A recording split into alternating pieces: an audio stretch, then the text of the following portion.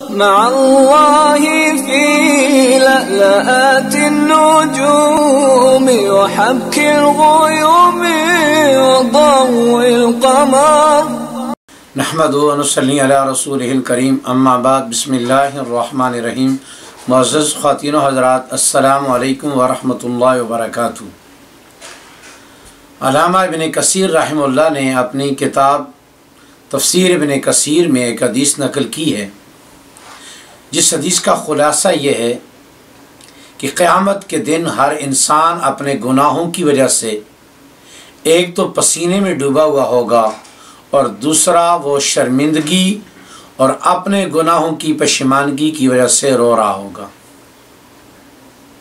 لیکن تین آنکھیں ایسی ہوں گی کہ جن کو اللہ رب العزت کی ذات محشر کے میدان میں رونے سے محفوظ رکھیں گے، اور یہ آنکھیں خوشی سے چمک رہی ہوں گی۔ وہ تین آنکھیں کون سی ہیں؟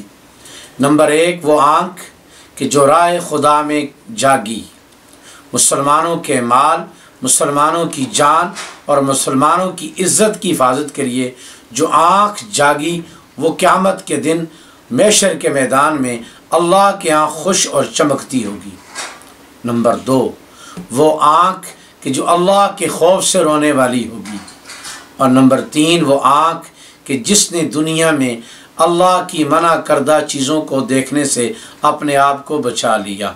مراد اس سے یہ کہ غیر محرم عورتوں کو دیکھنے سے اپنے آپ کو بچا لیا۔ یہ تین آنکھیں وہ ہیں کہ جن کو اللہ رب العزت کی ذات محشر کی میدان میں رونے کے عذاب سے محفوظ رکھیں گے۔ یاد رکھیے، محشر کے میدان میں انسان پہلے آنسوؤں سے روئے گا اور آنسو ختم ہو جائیں گے، اور اس کے بعد انسان خون سے روئے گا اور خون بھی ختم ہو جائے گا۔ لیکن جو ان گناہوں کی جو سزا ہے وہ ختم نہیں ہوگی۔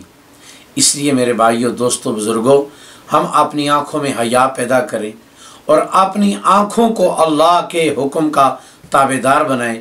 اللہ رب العزت کی ذات سے امید ہے کہ جب دنیا سے ہماری آنکھیں بند ہوگی تو اللہ رب العزت کی ذات محشر تک، قبر میں اور محشر میں، اور اللہ رب العزت کی ذات آخرت کی تمام منازل میں ہمیں دردناک عذابوں سے اللہ پاک نجات نصیب فرما دیں گے۔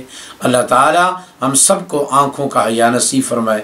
السلام علیکم ورحمۃ اللہ وبرکاتہ۔